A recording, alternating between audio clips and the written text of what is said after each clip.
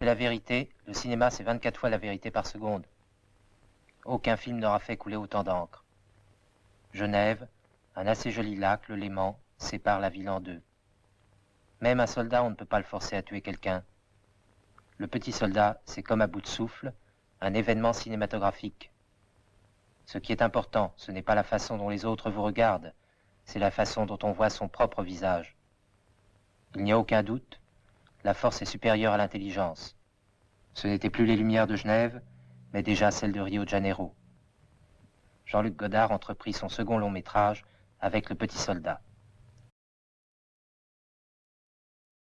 Quand on photographie un visage, on photographie l'âme qui est derrière. Anna Karina, née à Copenhague, tourna son premier film à 17 ans. Ce film relate l'histoire en secret. La torture, c'est monotone et triste. Il est difficile d'en parler. Le temps de l'action a passé. Celui de la réflexion marque les débuts à l'écran de Michel Subor.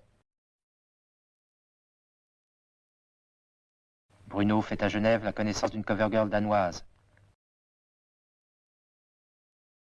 Il ne faut pas donner le bras aux hommes quand on ne veut rien faire avec eux. Banquier, vendeur de voitures. Mais c'est aussi une histoire d'amour. Jean-Luc Godard a prouvé à quel point il aimait se jouer de la difficulté.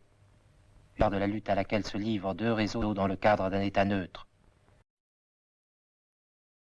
L'éthique, c'est l'esthétique de l'avenir. Intermédiaire, fils à papa, la guerre secrète brassait le nez de mesurer l'audace du jeune cinéaste. Une victoire, c'est mieux qu'une défaite. Le petit soldat, les hommes et les idées, a un rythme toujours plus sanglant.